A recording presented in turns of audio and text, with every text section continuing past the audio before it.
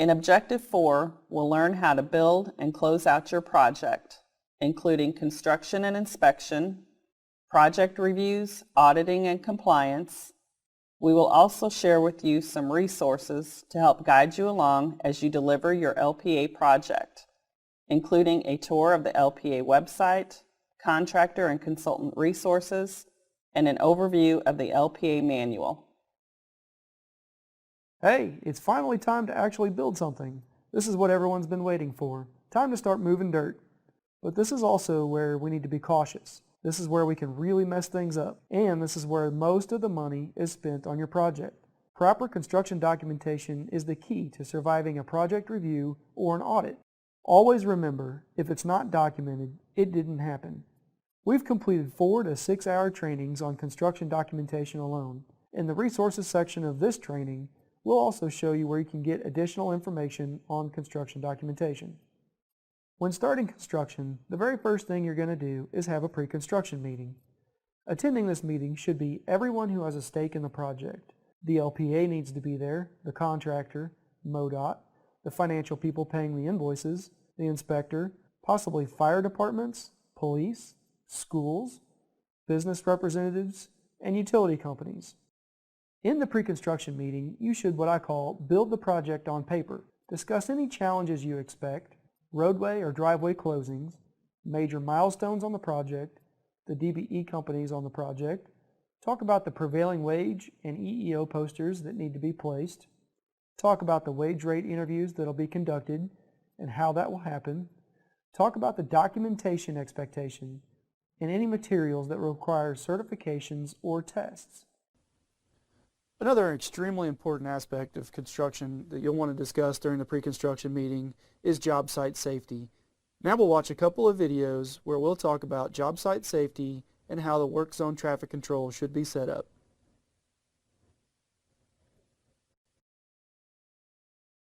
Highly congested roadways coupled with much needed construction and repair can mean greater safety risk in work zones. This is especially true for those working around traffic and heavy equipment at the job site. Studies show that more than 20,000 workers are killed or injured each year in road construction zones.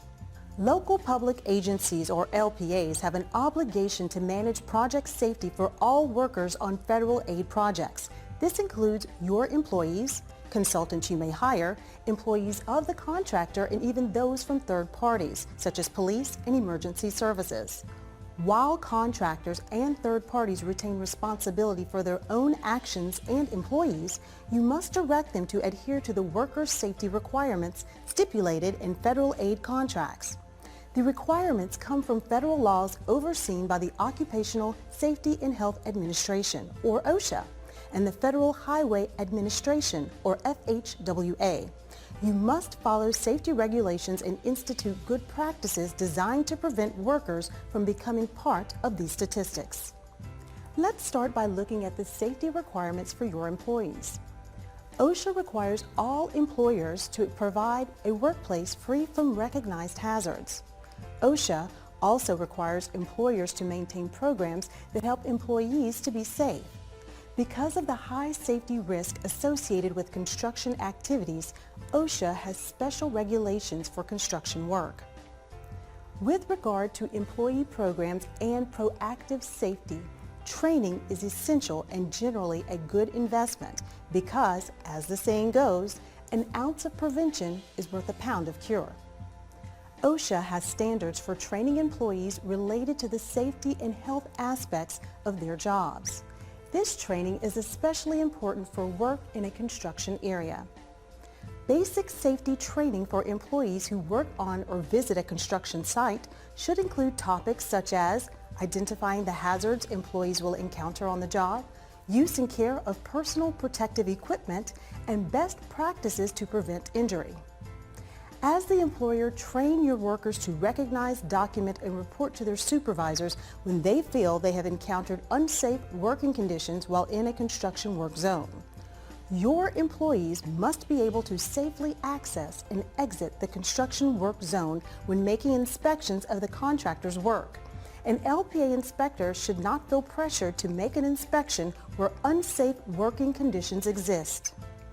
Sometimes specialized training is necessary because OSHA standards require employers to limit certain job assignments to employees who are certified, competent, or qualified. This means that the employees have had special training in or outside the workplace and are competent and qualified to perform specific duties.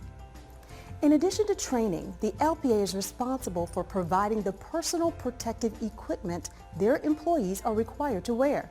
For example, roadside workers are required to wear high visibility safety apparel when work activities expose them to moving vehicles. Employees have responsibilities too. They must know and adhere to safety requirements and perform their duties safely while working on a federal aid project. Employees must stay alert, use common sense, and demonstrate proactive safety practices while working in a construction zone. What are the safety requirements for your contractor's employees?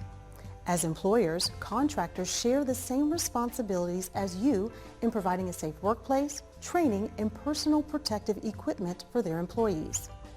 Contractors on a federal aid project are contractually obligated to meet OSHA safety requirements, which are included by reference in the Form FHWA 1273. This form is a part of every federal aid construction contract.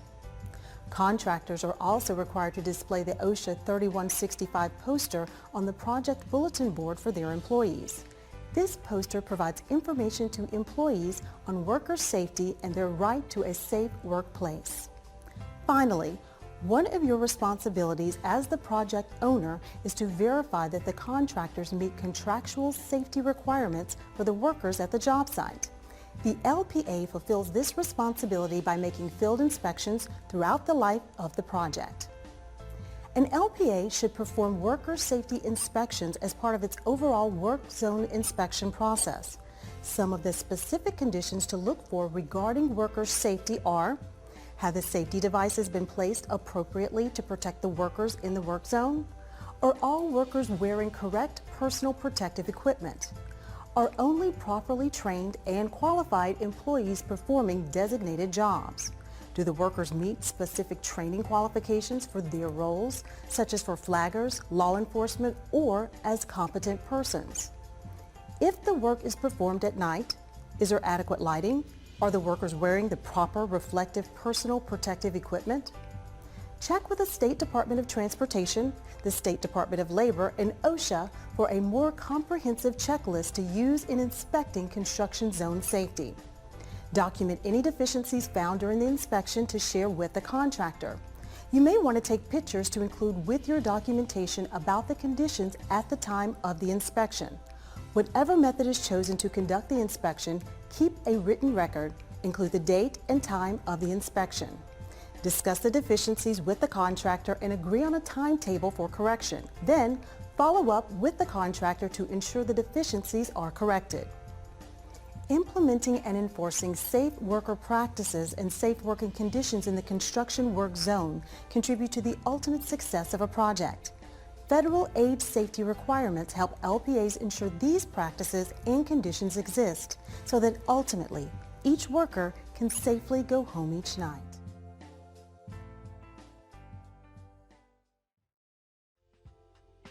Are drivers experiencing frustration, crashes, and congestion with your road construction or maintenance project?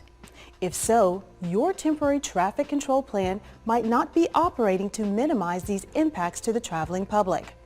To ensure safe and orderly movement of traffic through the construction zone, local public agencies or LPAs need to implement an effective traffic control plan.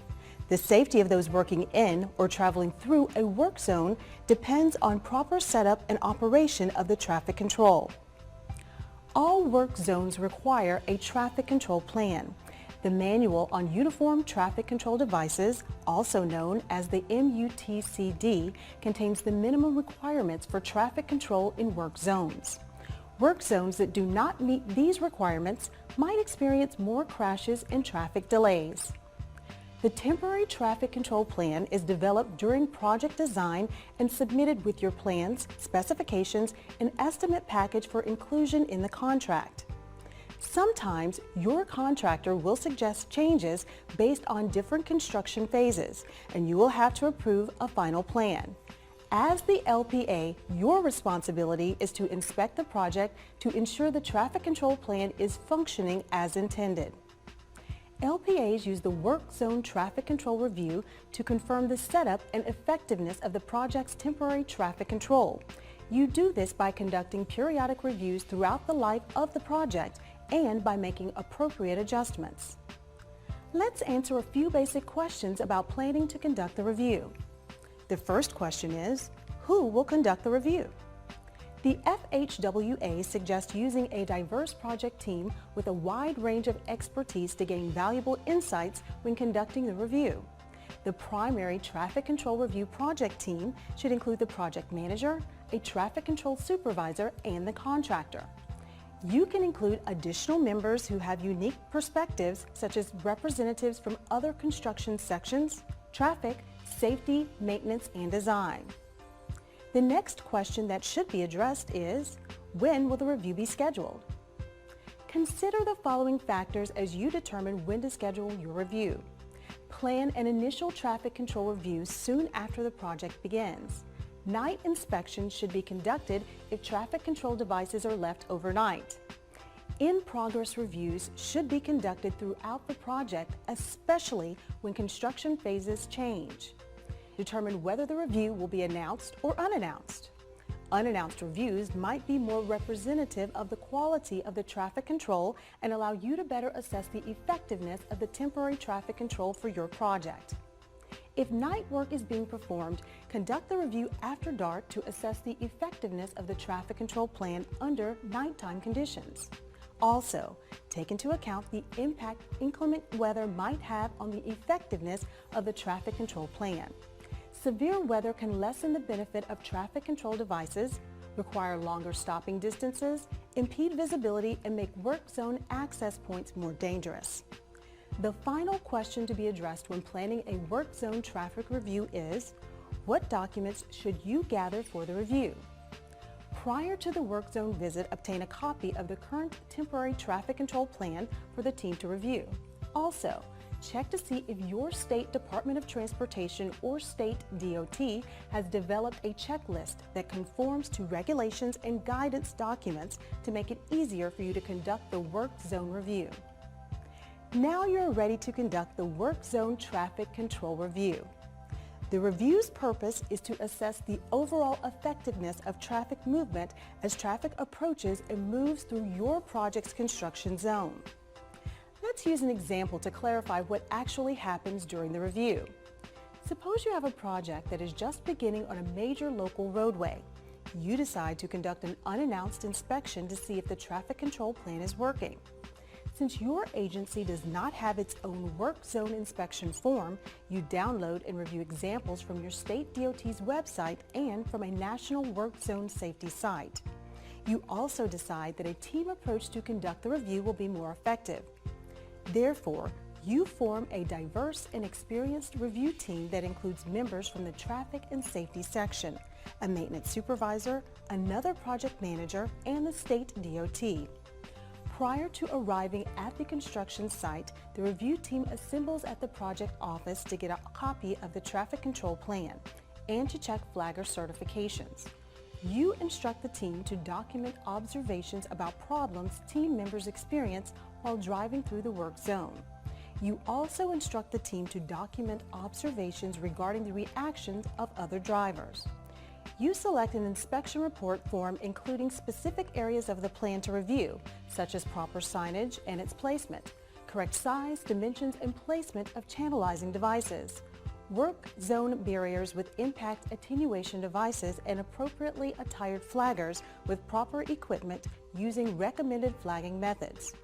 As the team approaches the work zone, they check to make sure the advance warning signs match those in the traffic control plan, are properly spaced, and are in serviceable condition.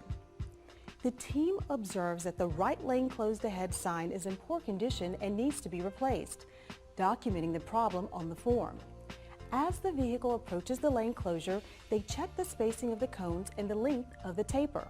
A flagger is observed slowing down traffic, so the team checks that the flagger is wearing high visibility safety attire and is using the appropriate stop-slow paddle that's visible.